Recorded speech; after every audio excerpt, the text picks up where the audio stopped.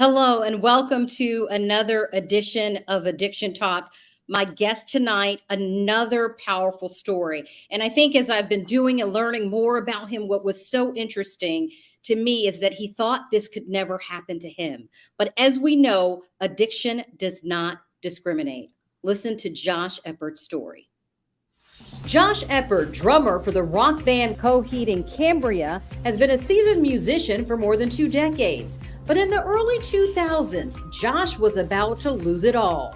While his band was receiving international acclaim, Josh was secretly battling a drug addiction and ultimately left the band. He went from successful young rock star to homeless, sleeping on couches and doing anything to secure his next fix. After getting treatment and many failed relapses, Josh now has almost 15 years in recovery. He was able to return to Coheed in Cambria 5 years after leaving and is once again playing for audiences all over the globe. Addiction Talk starts now.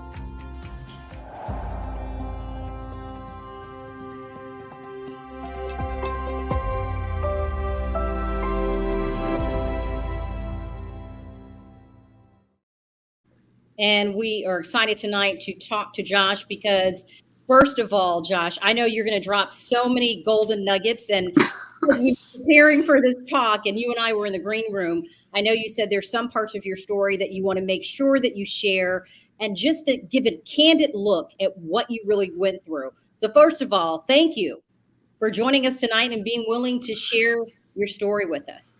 Oh, thanks for having me. To me, this is a really big deal to be on Addiction Talk, and I can't thank you enough for having me on, Joy. I really appreciate it.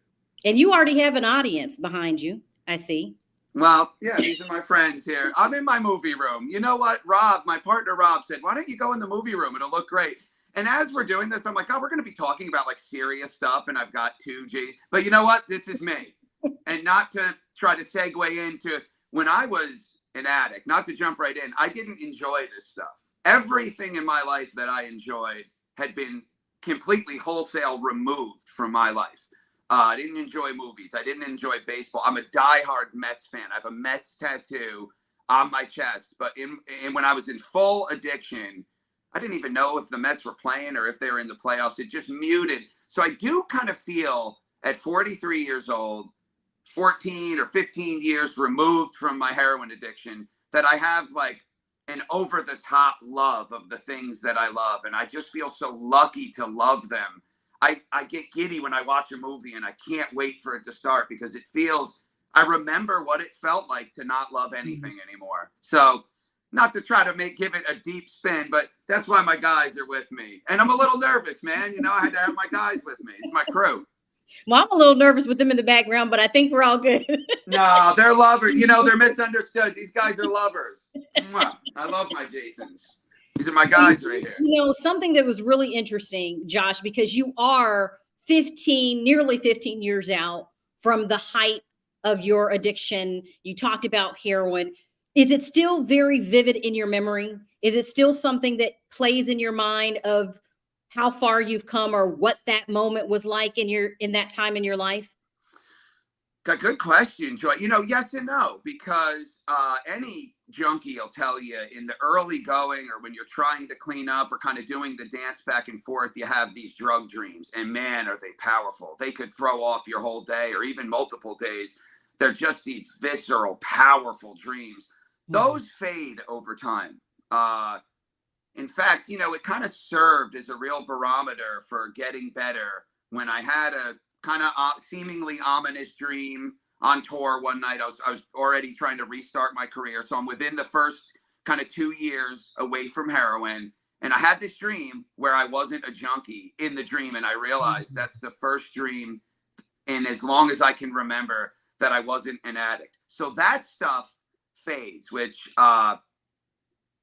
thank God that it fades. But there are always reminders. There are always things. And I think it's healthy. I think I have enough distance that I can look back and kind of, digest and absorb some of the really dark things, some of the really dark places that I went mentally, some of the dark places I went physically in terms of surgeries. I don't want to say I almost lost my arm, but too close for me. I had a giant abscess on my arm. I was in the hospital for 4 days in Virginia. There'll be reminders of this stuff, but God, dare I say, it's in a healthy way. But I think that distance gives you enough time in between to look back and absorb. But of course, there's reminders. This is a big piece of my life. And that's why I'm on Addiction Talk. I'm not running from it. I don't want to bury my head and hide from it. I think there's honor in owning the bed that you've made and making the bed better, making your life better. I think that's an honorable thing. And but yeah, I hope that answers the question. It's like a yes and no thing. Because I wonder, when we look out, like you said, you're close to 15 years in sobriety, and people wonder, does it get easier? Does it get better? Do you still, and you talked about having the dreams, and then one day you realize that you are not struggling with addiction in a dream. Like that is huge. And I think that message to other people of just that this does get better, this can be, there is hope. And is that something when you think about how far you've come, is hope something that you hope people get from your story? Oh, absolutely. Point blank, wholesale across the board. Does it get easier? Yes. Hear the words. I feel like early on in me leaving heroin in the past, I was blind, deaf. You know what? I hate to remove any of the credit for myself, but the first year was kind of merely to get people off my back. I had burned every bridge. And eventually, I was probably a really kind of ego-driven young guy, but maybe not really inside. I said, man, maybe there's something when everyone's telling me something. Maybe there's some truth to it. So I didn't see a light at the end of the tunnel. My life was all darkness, but eventually a little light. And people, they were right, eventually, but I didn't even see the light at first. When I stumbled into recovery, there was no light. It was really, and I kind of, or maybe I wrote it off as whatever, I'll get these people off my back. But I had fully planned on using drugs again in that first year, possibly even 2 years away from heroin. I had planned on using drugs again. This was just some time.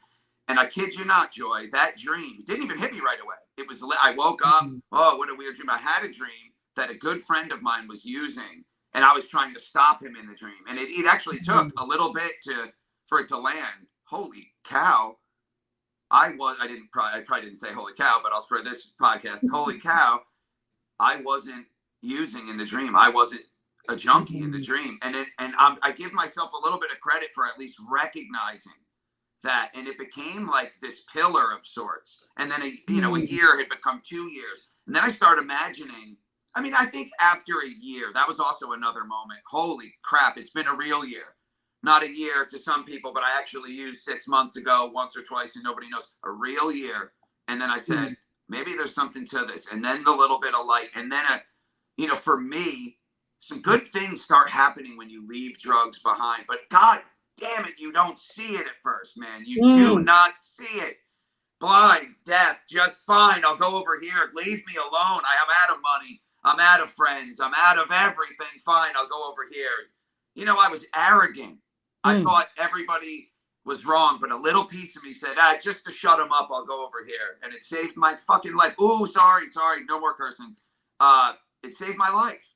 It saved my life listening to the people around me. But I can't stress this enough. No, at first, after, it takes a long time to escape this thing that you have invited in this like that darkness that you said. And, I want to go back to the height of your addiction, because here you were, many people saw you in the limelight. Your band is at the height of international acclaim. Everything seems to be going good, but you're struggling. And you had to make a decision, or was it your decision? I don't 100% know this, to walk away from it all.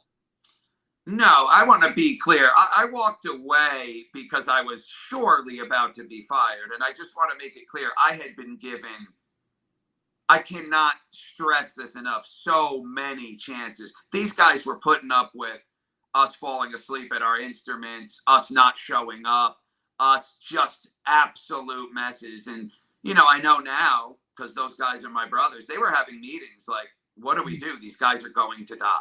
Like, Wow. they tried to help. They tried to help and gave us, these were also young men. It's not like I was 22 and they were 45. We were all kids, so they didn't know what the hell to do. And God, it was selfish and awful, but I quit. You want to know the real story, Joy? Yeah, I do. Yeah. I quit Coheed and Cambria because I was so high. They put me into a rehab. I made it about, I don't know, by day 2, I had to get out of there. I was starting to get sick. Instead of just admitting that I have a problem, I was trapped in a cycle of lies. And my father drove me to this rehab, and I was using dope in the bathroom at the diner that we stopped at before we went into the rehab. And here I am. I'm in a rehab. These are the people you tell, I've been lying. I need to get right. But no, I haven't used in 2 weeks. I'm fine. 2 weeks is the sign of somebody who's lying, because 2 weeks wouldn't get it done. But that was what I was saying. That was my story. I was sticking to it. I leave the rehab, and the band has a meeting for me. It was Tuesday at 11.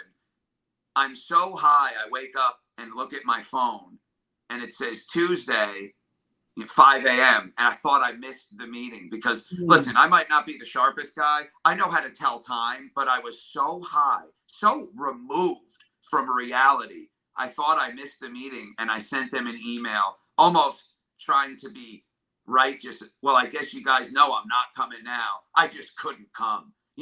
I've had enough of this crap. You guys are accusing me of being an addict. Only in the mind of a junkie am I mad at them for accusing me of being an addict while I'm so high I can't tell time. I think that really kind of paints the picture of like where an addict's mind can go. But that's actually how I left the band. But it was all, I knew if I went to that meeting, I was getting told, you're out of here. And rightfully so. I mean, hundreds of chances for years. And I just wrecked.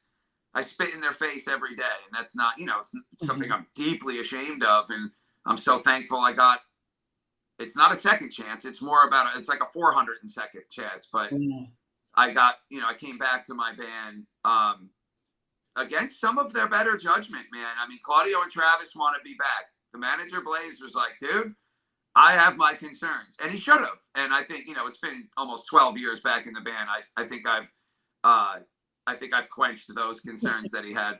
And thank God, what a lucky SOB I am that I got a chance to come back and make it right. But yeah, I quit before I was getting fired is the Cliff Notes version of that long story. But and when you quit and you're in that moment, Josh, do you think my career's over? Do you think what next? Like, what was going through your mind? Or did you think they don't know what they're talking about? I know you said there was this denial. I'm going to go and do something else. What was going through your mind when you actually knew that was over? Some dream that you had, you made it big, and now you're like, I'm leaving this. Like that, I can't even imagine that feeling, but I want to know what you were feeling in that. Yeah, probably inside. The actual me was probably terrified, but all that would come out the mind of the mouth of a not terribly evolved guy at the time, if I do say so myself, was, F those guys, I'll get in another band. And it almost was true. I got hired by the band Gym Class Heroes a few weeks out of Coheed. And Gym Class was even more successful than Coheed. And I was going to be the percussion player because I was friends with all those guys, and we were going to tour around. And eventually the management was like, we are not. I had trashed my reputation. No one would hire me. But, that was really unfortunate because I kind of, I have this feeling that maybe both me and Travie McCoy, the main guy from Gym Class Heroes, would both be dead if Travie pushed to see that through. But some kind of like false bravado. Oh, I'll find another job. Oh, I'll get whatever. I don't need those guys. F those guys. When really, those guys just wanted to help me. And I had pushed them to the point of where they had to let me go. I mean, obviously they wanted me. I mean, if they wanted to fire me, I gave them a reason every day. I gave them a reason every single day to fire me. And they didn't for like multiple years. So yeah, Joy, you asked a really great question. What was really going on in my quiet moments at night? I was terrified. And I knew that I had just let down everybody, but I just wasn't able to access that in any sort of realistic way. So like I did when I was afraid, I met it with the most kind of corny, cliched bravado you could imagine. Like I said, F those guys. Those guys don't know, whatever. I'll get in another band. When I knew better at the time, but I certainly know now, opportunities like that just don't come around. For most people, never. I sit in this position of such privilege, such luck. I'm so blessed. And then not even just my career wise, the fact that I'm breathing today. I mean, I do have a, bona fide survivor's guilt. Why do you say you have survivor's guilt? Well, I've just lost so many friends. And it might wrong or right.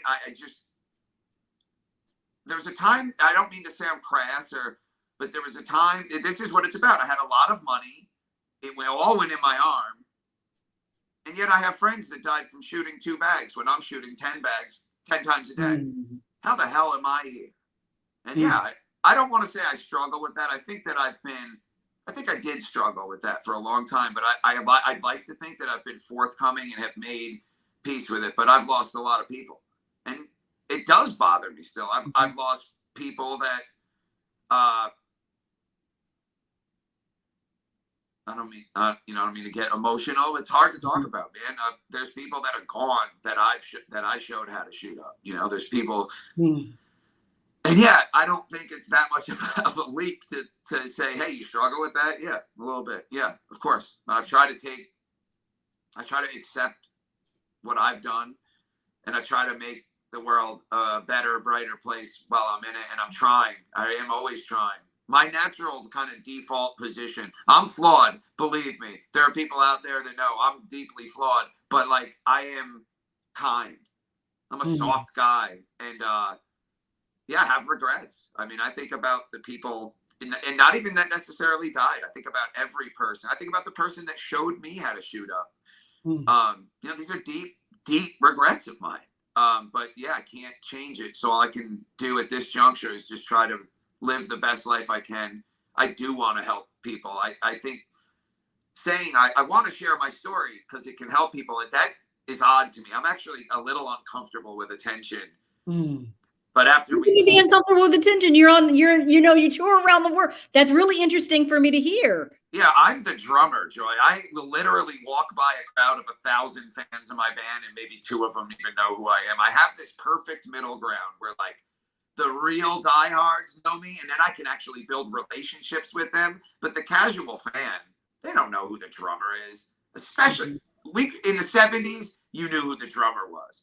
We are in the 2023. They don't care who the drummer is unless you're like one of a handful of eerily good drummers, which I don't think I'm one of them. So, and I get more love than most drummers. But I kind of stay in this perfect middle ground where like the band gets a lot of attention, but I'm able to kind of just exist and do my thing. And I like it like that. But I do get a little uncomfortable with attention, and I get uncomfortable with my story. But I've really felt a call to action. I don't know what death it was, but just another death.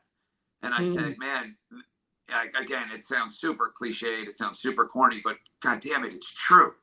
That if you can help one person, I hope that I can help more than one person. But if you do help one, then it's worth it. And I just, maybe as part of the guilt of these people that aren't here, and knowing that I showed friends how to take this drug the most hardcore way. I showed them how, and that's how they lost their life. Maybe that is part of what drives me to do Drum Set Confessional. By the way, that's a thing that we're doing, drumsetconfessional.com, YouTube Drum Set Confessional, where addicts or anyone whose life has been touched by drugs or addiction in any way, they can come and share their stories anonymously. I bounce back. We talk about things, and this is like, it's like a new band. This is in the infant stages. Me and my partner Rob Aronoff. But it's like getting real, real. Because the thing about it is, I wonder for you. I know you said, you don't like the crowds or the attention. What is the hardest part about sharing your story? What makes it so difficult? What part makes it difficult for you?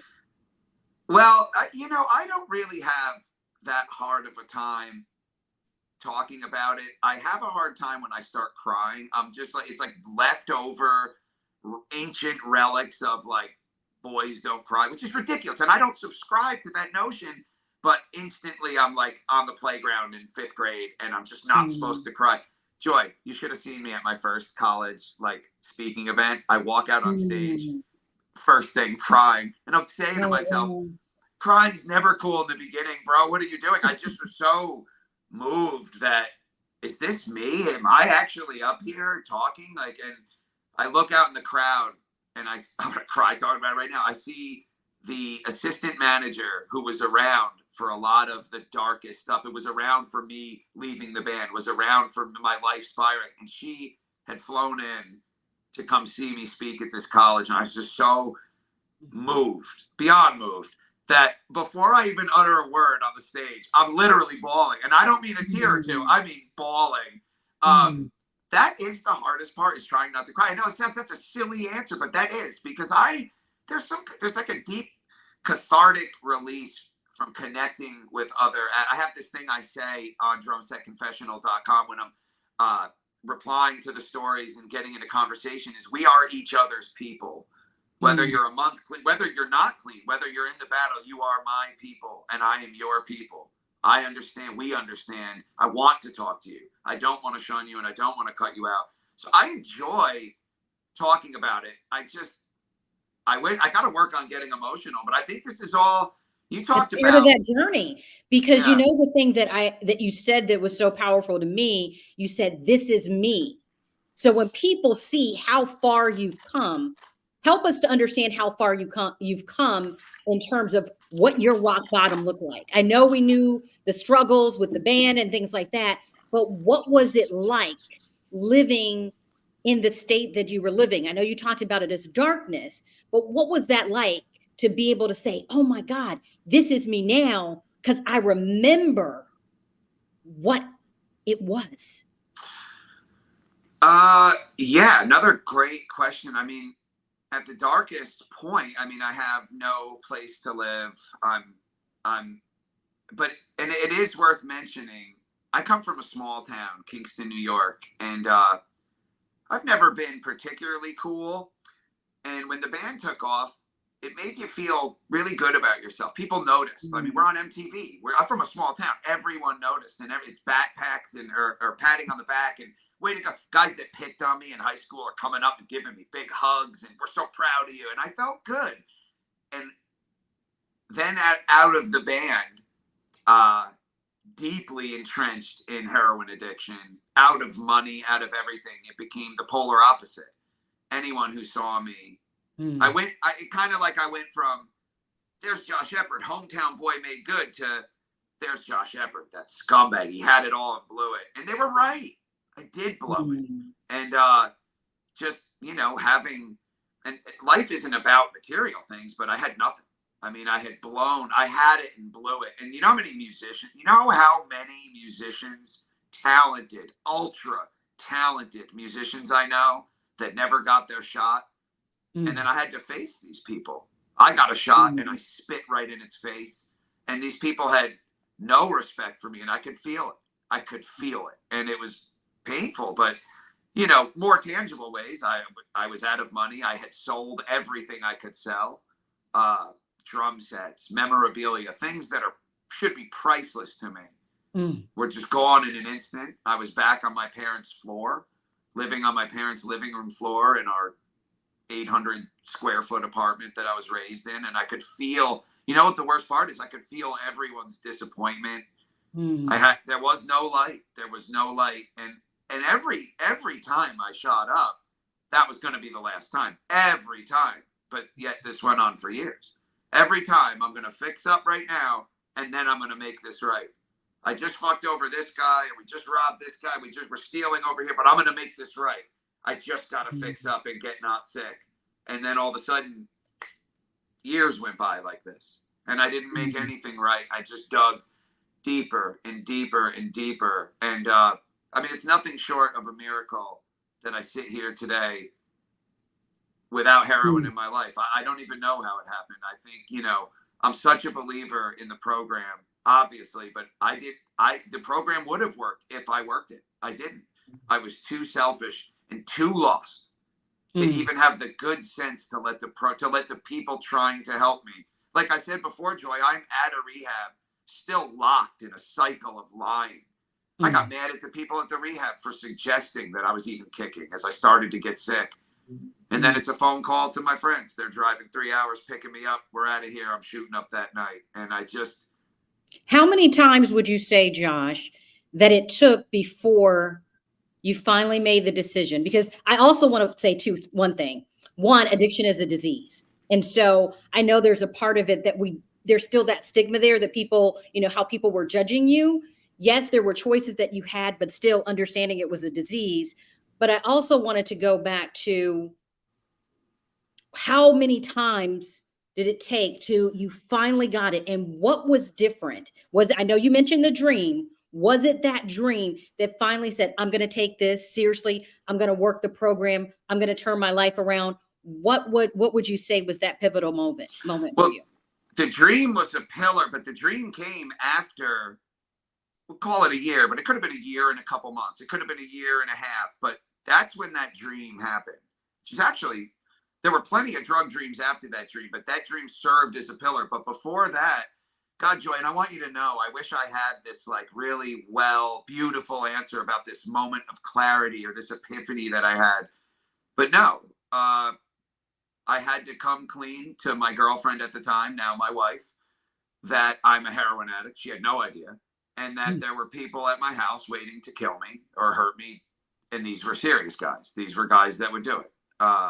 We can't go home. So we have to spend the night in the basement of a friend's house because we can't go home and she said, I'm moving you to Albany. And she dragged me. So Albany, New York is about an hour from my hometown. Well, when you're a junkie with no car, forget no car, no license, no car, no money, nothing. I have nothing. It might as well have been Europe. It might as well have been Los Angeles. She dragged me to Albany kicking and screaming. And that was really the catalyst for me to just get a little bit of space and for me to at least entertain the idea of no more drugs. But like I said, this was only to get people off my back, which is awful. I wish that wasn't the story, but I think I made a promise to be, not just to you, but to myself, to be real. And that is the reality. When did it become about you? Curious. When did it become about you? I know you said it was, for a while it was about the other people, but was there a point where it became about you? Do you remember that? Absolutely. Yeah. I mean, it's hard kind of like siphoning kind of a broad period of time into one thing. The dream played a role. Getting back in a band played a role. And it wasn't terribly long. I just had no light. I couldn't see a light. I went in, stumbled in dark. I trusted people that I said, man, maybe I don't know everything.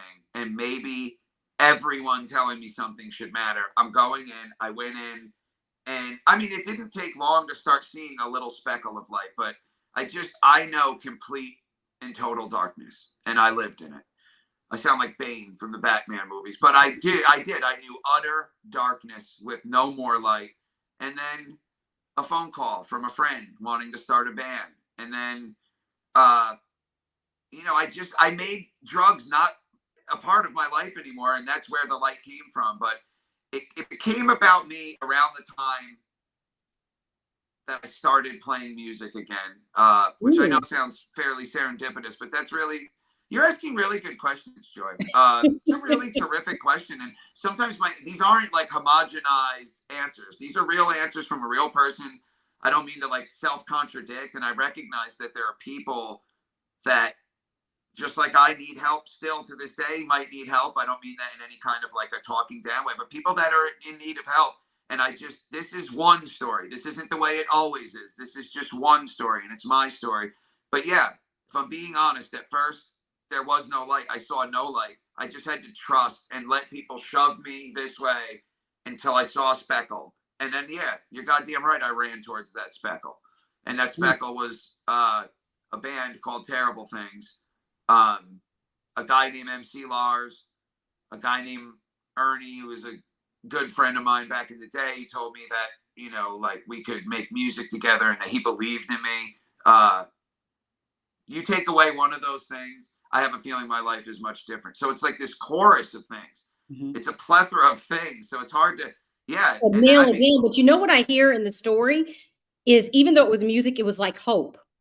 There yes, is, you know what I mean? Like there's like yes. this hope, like I can have some semblance of my life back. There is life again, you Yeah. know? And you have to understand it. I'm not getting called to join a band where we're on tour buses and private planes. We are in a van, 10 guys to the van, staying at Roach motels. But it gifted me a sense of self, kind of re-engaged me in music because I'd given up on music. I think I joined Terrible Things and actually hadn't played drums in like a year. I was drums. I don't own a drum set. I sold everything. I don't own anything anymore. I don't own a drum. I don't have a pair of drumsticks. In fact, Fred used to have to just like Western Union me money with the question because I didn't even like have an ID or he just Fred was a guy from the band, also a famous musician. He was in a band called Taking Back Sunday, who had reached commercial heights even greater than Coheed. And he was starting a band, and he tapped me. He asked me to be in it, and it changed my life. And Fred knows that. I've told Fred that. He's probably sick of hearing it at this point, but I've told him enough times how that really altered. But hey, something went my way, and no matter what's going on in life, it can't get darker than mine. And finally, one little thing went my way. And it wasn't all the bells and whistles. This was just an idea that a guy had that he involved me in. I took a bus, a Greyhound bus, out to Westchester, and we jammed. And yeah, it really changed everything for me. But with music was hope. That was hope. And a semblance, not of fame and fortune, but Of just your passion. You've been doing this since you were a kid. I've been doing this forever, dude. So, but God, it really just really reminds me right now of how much music is in my blood. It is sometimes when you do this every day, you get like sour on it. But God, a conversation like this just really reminds me of it's impossible for me to not play music. And music was the gift for me. Music really, again, a chorus of things. My wife, a Suboxone doctor that didn't kick me off after I peed dirty a few times. I don't want to get him in trouble, but moving to Albany and Terrible Things. But I think anyone that gets better, it's got to be a chorus of things. And you asked me how many times did it take to get right? I had tried to get clean hundreds of times. I wanted to get clean every day. Like I told you, every time I shot up, this was going to be the last time. I'm going to fix up. There's something, Josh, that I want to bring about your journey because you said there was a part of your recovery that you kept hidden. You didn't want to talk about for a while. Yeah. Let's talk about it because, there is this stigma, even within the recovery community, that if you're not completely sober and not off any substances, are you really in recovery? And you chose a different route that you said had been instrumental for you. Tell me about why you went that route and how you had to fight against the perceptions of other people to be able to get to the recovery you have today. Yeah, well, I mean, I went that route because I kept failing. I desperately wanted to get clean, but when you're so addicted, when if every day feels like life or death, being sick, like dope sick gets you, feels sick, I feel like is the wrong word, but it's the best word we got, but it's something more than sick. It's something so awful and just so deep. And I had done, believe me, I've gotten through withdrawal a few times. It gets worse and it gets worse and it gets worse. And by the way, I had failed off the Suboxone program 10 times, 6 times, something, a lot of times. And then there was a doctor, Dr. Ravi Ramaswamy in Saugerties, New York, who told me, he said, if you pee dirty again, it's out of my hands, but you are worth it. Can't you be smart for 30 seconds a day? And I was kind of pissed. I was like, oh, objective, his mission accomplished, Dr. Ramaswamy. He laughs about it now because we're good friends. I mean, I love this man. This man saved another piece of the chorus of things. This man helped save my life. But he said, can't you be smart for 30 seconds a day? Put it in your mouth. And you know why, Joy? Because I needed that. And I'm trying to I don't feel ashamed of that. I don't feel ashamed about anything in my life today. I'm proud to be me. I like the man I am. I'm trying to be a better one, but I really like myself. I like this life that I've carved out. I really do. I like that I'm kind. I like that I'm a soft motherfucker. Oh, God, sorry, I curse sometimes. I do. I like that about myself. But Suboxone, after failing it enough times, I let it work. I let it work, and it was still a long time till I started to kind of really feel like there could be a light. But, you know, it even on Suboxone, it took me, I don't know, a few months to even start feeling like myself. And then that was the entire, I'm not here to say, hey guys, don't worry about junkies. We got Suboxone. We figured it out. I mean, I know. But it's just, you're here saying everybody has their path, right? Yeah. And you had to find, it may have taken you 100 times. It may have taken you trying different things, but the point that's so important is that you found it. Yeah, and I'm alive. Yes, and now 14, almost 15 years in recovery, you're able to share that. And I saw a comment we just had up there that someone said, just by you sharing this part of your story, that was instrumental for them. And they even look up to you even more because of you saying that. Well, and that's how really hard nice was it to say to people, hey, I am on Suboxone, I'm on medication assisted treatment. Didn't go completely cold turkey, but this has helped me and this has worked for me. Yeah, I think, you know, I wasn't hiding it as much as just, I wouldn't really scream it from the rooftops for a lot of years because I didn't want people to be upset with me. I didn't want to like let people down. And then people would say like, oh, you got clean. And I would say, God, they're going to be mad at me about this because I'm hearing people on Joe Rogan say things that like, oh, it's as bad as street dope. And I just think to myself, I got to say something because I mean, come on, it doesn't take a rocket scientist. You look at my life right now, and then you fast forward 15 years ago and look at my life. And how could you say Suboxone is the same thing as street dope? Is it perfect? No. I love the program. I love AA. I love NA. If you can go cold turkey, then you go for it.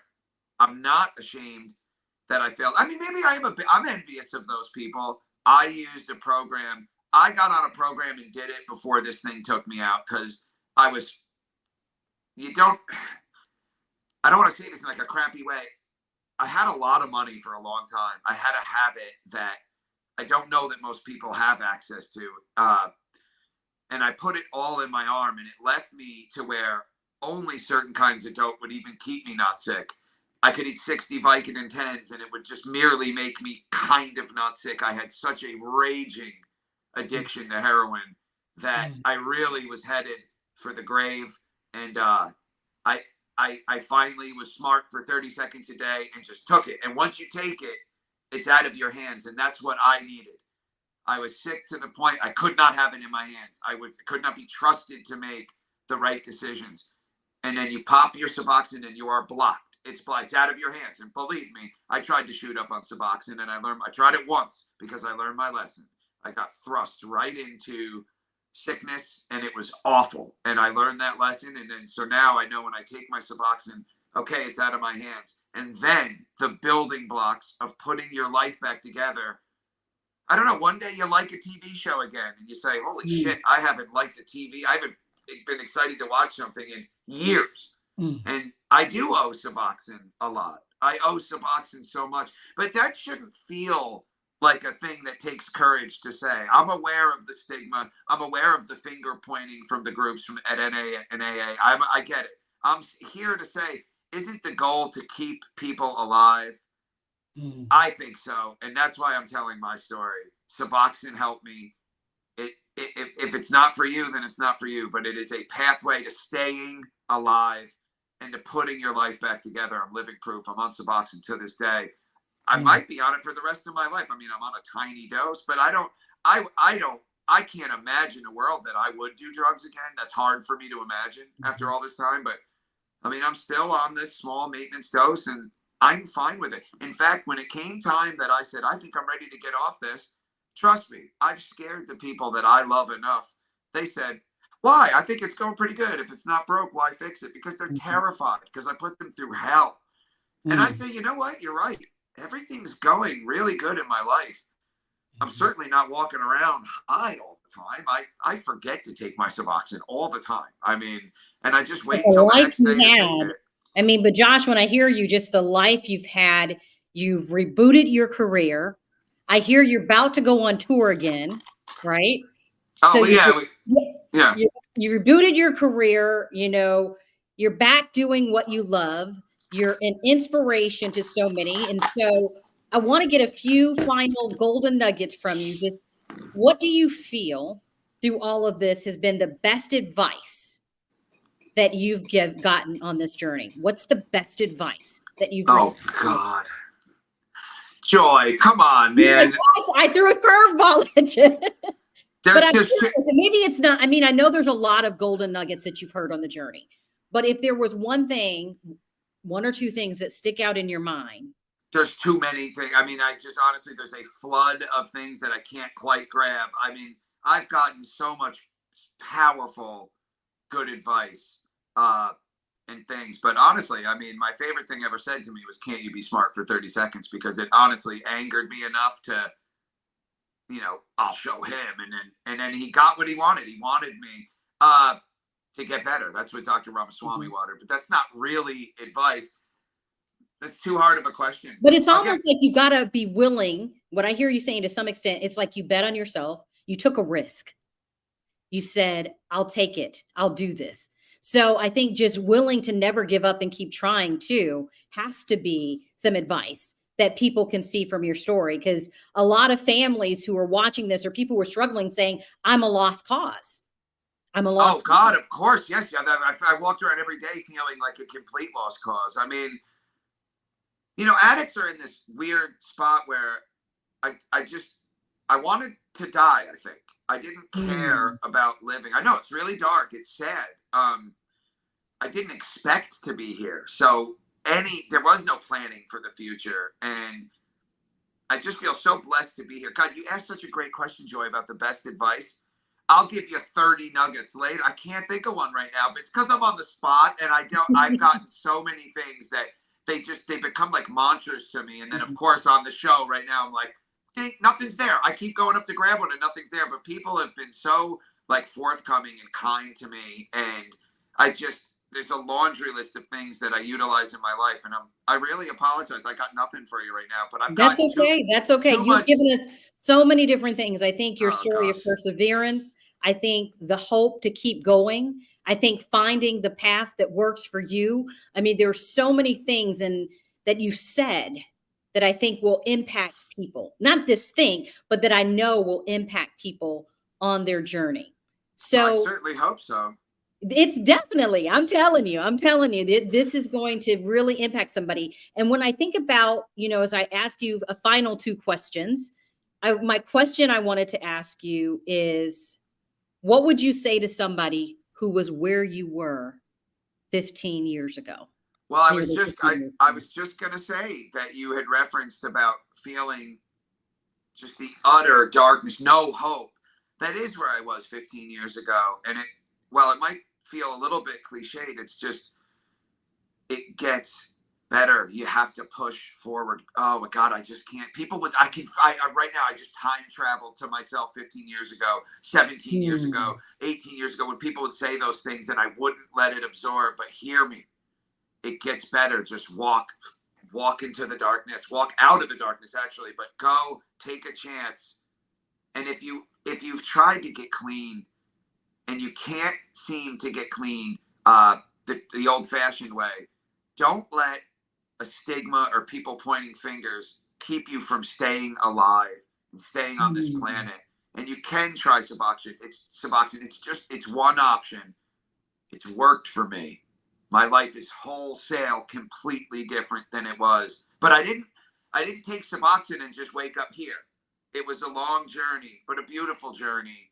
Things start going your way once you put down drugs. But God, I'm two people at once right now. I can hear this. I hear my own words as myself as the junkie. And I know how hollow these words can feel. People would say things like this and I'd see it, but they weren't talking to me because I had no value in my mind and in my heart. I had no value. My soul was worthless to me.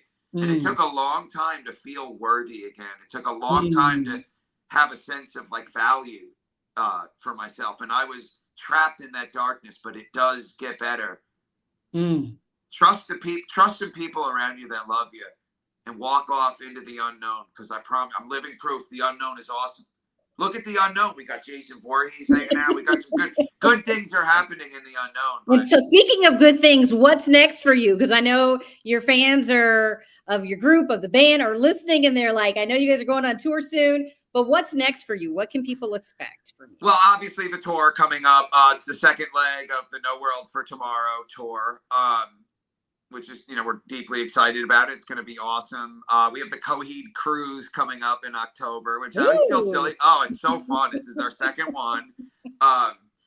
Yeah, so that's what's going on for the band. For us, me and Rob are going to keep pushing forward with Drum Set Confessional, which, again, not to overly plug, I hate doing plugs, but drumsetconfessional.com, Drum Set Confessional on YouTube. And again, addicts, people with addicts in their lives, people whose lives have been touched by drugs or addiction in any way, shape, or form can come and share stories. I view the story sharing component of the website as probably the most powerful thing, and the thing that speaks to me the most. We are a community. We need to be talking to each other. And if you need help, please don't be shy about reaching out.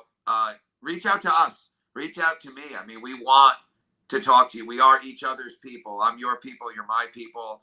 And that's what we're doing at drumsetconfessional.com. And you can check us out on all the socials, obviously, just to get a sense of what we're doing in the future here. We're doing a lot.